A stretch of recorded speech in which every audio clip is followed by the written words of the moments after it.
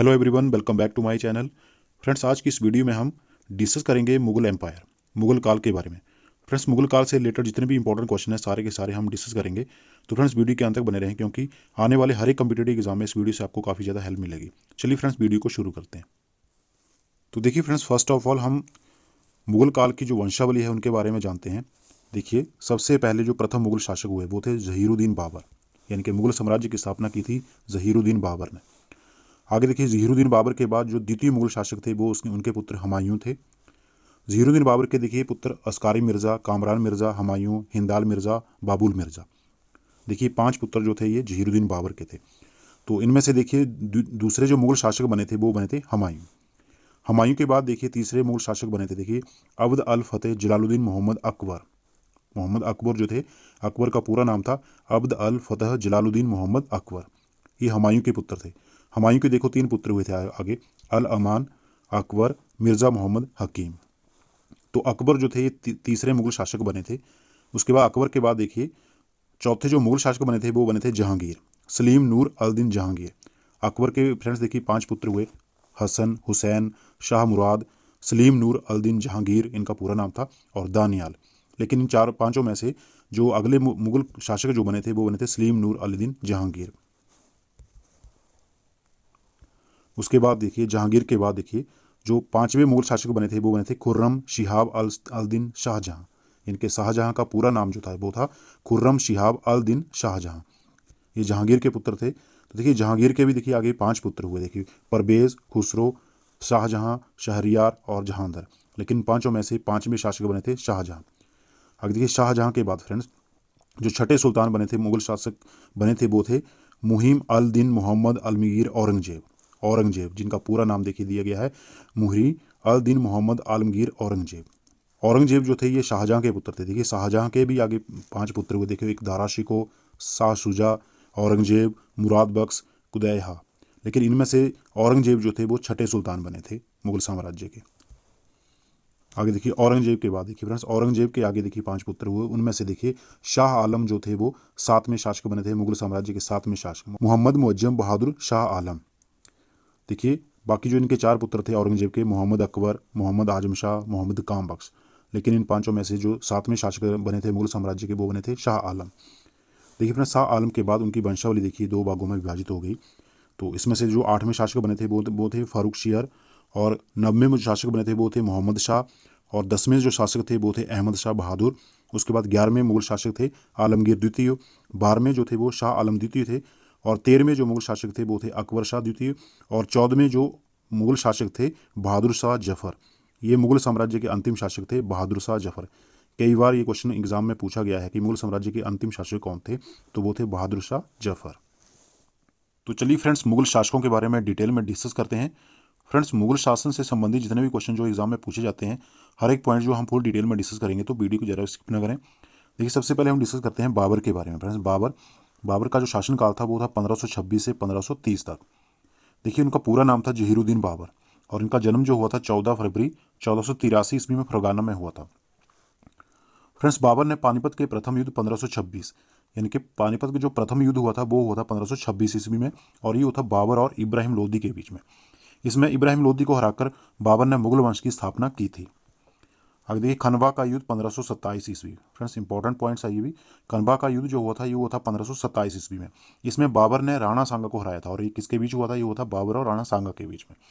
इसमें बाबर ने राणा सांगा को हराया और गाजी की उपाधि धारण की थी। तो खनवा के युद्ध में ही बाबर ने गाजी की उपाधि जो थी वो धारण की थी। आगे देखिए चंदेरी का युद्ध 1528 ईस्वी में बाबर ने मेदिनी राय को पराजित किया था। तो ये भी इंपॉर्टेंट पॉइंट्स देखिए, चंदेरी का युद्ध जो होता है ये होता 1528 ईस्वी में, और ये होता बाबर और मेदिनी राय के बीच में। आगे देखिए घाघरा का युद्ध 1529 ईस्वी में। फ्रेंड्स घाघरा का युद्ध होता 1529 में, और ये होता बाबर और महमूद लोदी के बीच में। देखिए इसमें बाबर ने महमूद लोदी जो कि इब्राहिम लोदी का भाई था उसको उसने पराजित किया था। आगे देखिए बाबर ने तुर्की भाषा में अपनी आत्मकथा तुझके बाबरी या बाबरनामा लिखी थी। तो बाबर ने ही अपनी आत्मकथा लिखी थी तुझके बाबरी या बाबरनामा, और ये किस भाषा में लिखी थी, ये लिखी थी तुर्की भाषा में।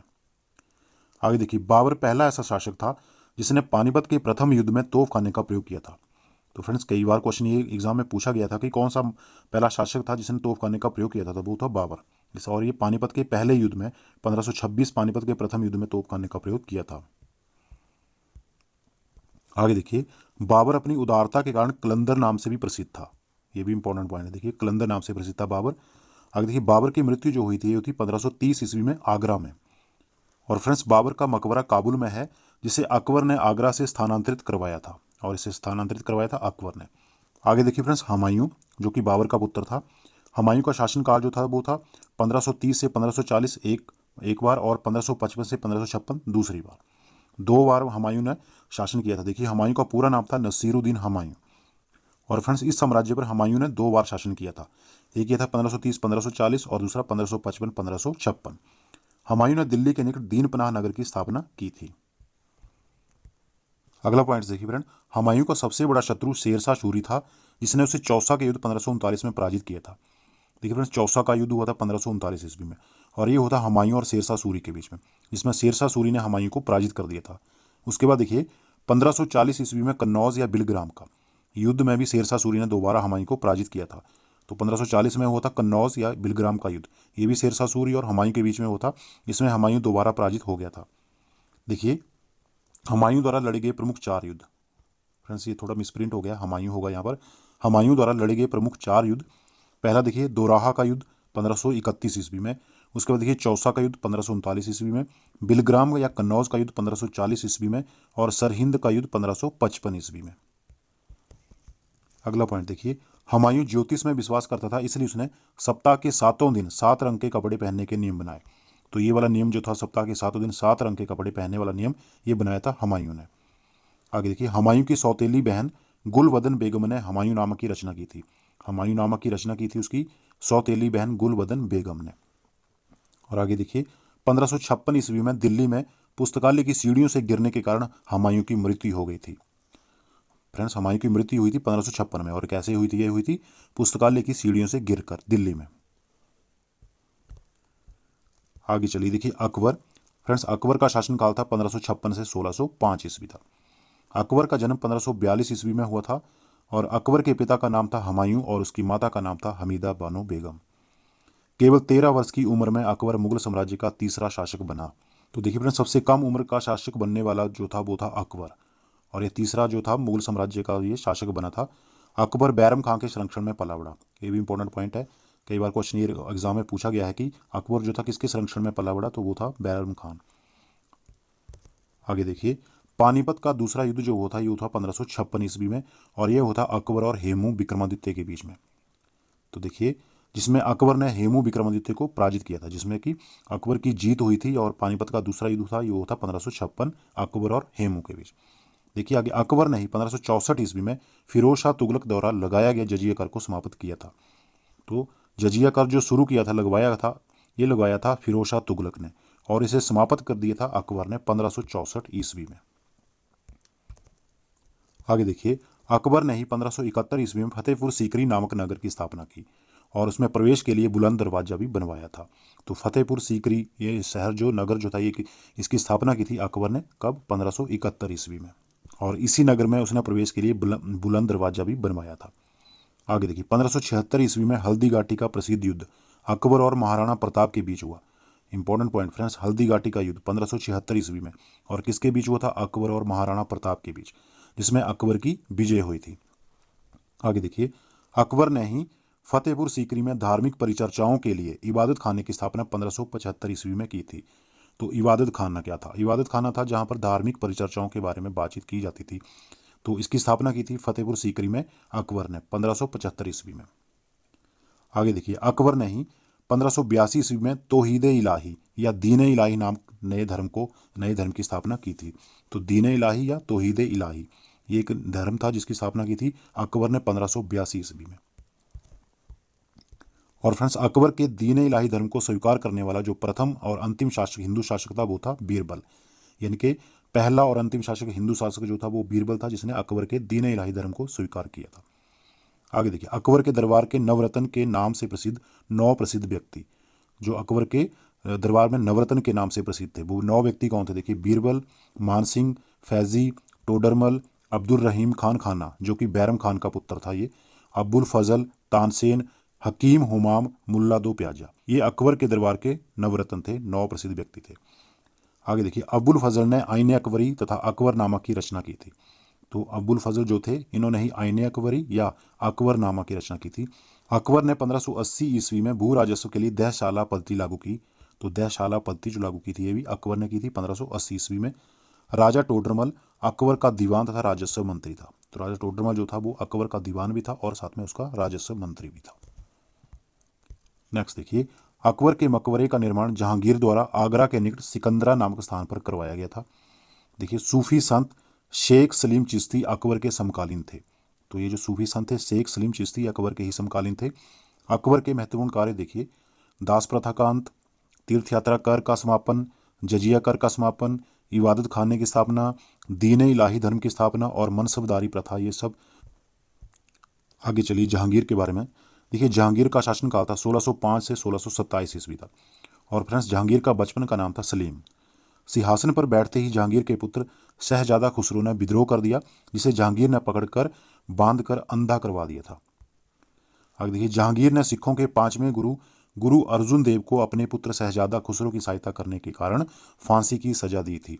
तो जो सिखों के 5वें गुरु थे गुरु अर्जुन देव, उनकी फांसी लगाकर हत्या की थी जहांगीर ने। आगे देखिए, जहांगीर ने 1620 ईस्वी में कांगड़ा पर विजय प्राप्त की थी। नेक्स्ट देखिए, जहांगीर ने निसार नामक सिक्के का प्रचलन किया था। तो निसार नामक जो सिक्का था उसका प्रचलन किया था जहांगीर ने। आगे देखिए, जहांगीर के शासनकाल में मुगल चित्रकला जो थी वो काफ़ी विकसित हुई थी। तो ये क्वेश्चन भी कई बार एग्जाम में पूछा जाता है कि किसके शासनकाल में मुगल चित्रकला काफ़ी विकसित हुई, तो ये हुई थी जहांगीर के शासनकाल में। नेक्स्ट देखिए, जहांगीर ने जनता को न्याय दिलाने हेतु न्याय की प्रतीक सोने की जंजीर को अपने महल के बाहर लगवाया था। ये भी इंपॉर्टेंट पॉइंट है फ्रेंड्स, सोने की जंजीर ये लगवाई थी जहांगीर ने। आगे देखिए, जहांगीर ने फारसी भाषा में अपनी आत्मकथा तुझके जहांगीरी की रचना की थी। और जहांगीर ने ही अपनी आत्मकथा लिखी थी तुझके जहांगीरी, और ये लिखी थी फारसी भाषा में। अगला पॉइंट देखिए फ्रेंड्स, जहांगीर के शासनकाल में प्रथम अंग्रेज मिशन कैप्टन हॉकिंस के नेतृत्व में मुगल दरबार में आया था। आगे देखिए, शाहजहां के बारे में। देखिए, शाहजहां का जो शासनकाल था वो था 1628 से 1658 तक। और फ्रेंड्स, शाहजहां का बचपन का नाम था खुर्रम, और मयूर सिंहासन का निर्माण शाहजहां ने करवाया था। ये भी इंपॉर्टेंट पॉइंट है। शाहजहां ने दिल्ली के निकट शाहजहानाबाद नगर की स्थापना की और आगरा से राजधानी इस स्थान पर परिवर्तित कर दी थी। लाल किला या किला ए मुबारक के नाम से जाना जाने वाला सुरक्षा दुर्ग का निर्माण भी शाहजहां ने करवाया था। तो लाल किले का निर्माण, या इसे क्या कहते हैं, किला ए मुबारक, तो इसका निर्माण जो करवाया था ये करवाया था शाहजहां ने। आगे देखिए, शाहजहां ने ही लाल किले में दीवाने आम और दीवाने खास का निर्माण करवाया था। आगे देखिए, शाहजहां ने अपनी बेगम मुमताज महल की याद में आगरा में ताजमहल का निर्माण करवाया था। और फ्रेंड्स, ताजमहल के वास्तुविद जो थे वो थे उस्ताद ईशा खान एवं उस्ताद अहमद लाहौरी, जिन्होंने ताजमहल का डिज़ाइन तैयार किया था। अगला पॉइंट देखिए, ताजमहल के निर्माण में प्रयुक्त होने वाला संगमरमर मकराना राजस्थान से लाया गया था और ताजमहल के निर्माण कार्य में 20 वर्ष का समय लगा था। और फ्रेंड्स, फ्रांसीसी टेवरनियर जो कि एक जौहरी था, शाहजहां के शासनकाल में ही भारतीय आया था। शाहजहां के पुत्र देखिए दारा शिकोह, शुजा, औरंगजेब तथा मुराद थे। दारा शिकोह और औरंगजेब के बीच धर्मत का युद्ध 1658 ईस्वी में हुआ था। तो धर्मत का युद्ध जो हुआ था 1658 ईस्वी में, ये हुआ था दारा शिकोह और औरंगजेब के बीच में। आगे चलिए देखिए, औरंगजेब के बारे में डिस्कस करते हैं। फ्रेंड्स, औरंगजेब का शासनकाल था 1658 से 1707 ईस्वी तक। औरंगजेब का जन्म जो हुआ था वो था 4 नवंबर 1618 ईस्वी में गुजरात के दोहद में। और औरंगजेब शाहजहां और मुमताज़ का बेटा था। औरंगजेब ने अपने ही पिता शाहजहां को बंदी बना लिया था और मुगल साम्राज्य का ताज पहनते ही औरंगजेब ने आलमगीर की उपाधि धारण की थी। तो आलमगीर की उपाधि ये धारण की थी औरंगजेब ने जब उसको मुगल साम्राज्य का ताज मिला था। आगे देखिए, सम्राट औरंगजेब ने इस्लाम धर्म के महत्व को स्वीकारते हुए कुरान को अपने शासन का आधार बनाया था। अगला पॉइंट देखिए, सिखों के 9वें गुरु गुरु तेग बहादुर सिंह ने औरंगजेब की नीतियों का विरोध किया और इस्लाम धर्म स्वीकार करने का विरोध किया, जिसकी वजह से उन्हें दिल्ली में कैद कर औरंगजेब ने दिसंबर 1765 ईस्वी में मरवा दिया था। तो सिखों के जो 9वें गुरु थे गुरु तेग बहादुर सिंह, उनकी हत्या की थी औरंगजेब ने। आगे देखिए, औरंगजेब ने अप्रैल 1679 को हिंदुओं पर दोबारा जजिया कर जो था वो लगा दिया था। तो दोबारा जजिया कर लगाने वाला शासक जो था वो था औरंगजेब, जबकि अकबर ने इसे बंद करवा दिया था, लेकिन इसने इसे दोबारा लगवा दिया था। आगे देखिए, औरंगजेब ने 1679 ईस्वी में लाहौर की बादशाही मस्जिद बनवाई थी, और औरंगजेब ने दिल्ली के लाल किले में मोती मस्जिद बनवाई थी। देखिए, बादशाही मस्जिद और मोती मस्जिद, ये दोनों मस्जिदें बनवाई थी, ये बनवाई थी औरंगजेब ने। अगला पॉइंट देखिए, औरंगजेब ने औरंगाबाद में बीबी के मकबरे का निर्माण करवाया था, जिसे ताजमहल की फूहड़ नकल के नाम से जाना जाता है। तो बीबी का मकबरा जो बनवाया था, ये भी औरंगजेब ने बनवाया था औरंगाबाद में, और इसे नाम दिया जाता था ताजमहल की फूहड़ नकल। आगे देखिए, औरंगजेब के समय में हिंदू मनसबदारों की संख्या 337 थी, जो अन्य मुगल सम्राटों की तुलना में सबसे अधिक थी। तो सबसे अधिक मनसबदार जो थे वो थे औरंगजेब के काल में, जिनकी संख्या थी 337। आगे देखिए, औरंगजेब ने नवरोज उत्सव, जरोखा दर्शन तथा सिक्कों पर कलमा खुदवाने पर रोक लगवा दी थी, और औरंगजेब को ही जिंदा पीर के नाम से भी जाना जाता है। फ्रेंड्स, औरंगजेब की मृत्यु हुई थी 1707 ईस्वी में, और इसे दौलताबाद औरंगाबाद में दफनाया गया था। औरंगजेब की मृत्यु के पश्चात जो मुगल शासक आए वे सभी सामान्यतः अयोग्य ही थे। अगले जो मुगल शासक थे वो सारे के अयोग्य शासक थे। देखिए, बहादुर शाह प्रथम 1707-1712, जहांगीर शाह 1712-1713, फुरुख सियार 1713-1719, रफ़ी अल दरजात 1719, रफ़ी अल दौलत 1719, और मोहम्मद इब्राहिम 1720। आगे देखिए, मोहम्मद शाह 1719 से 1748 तक।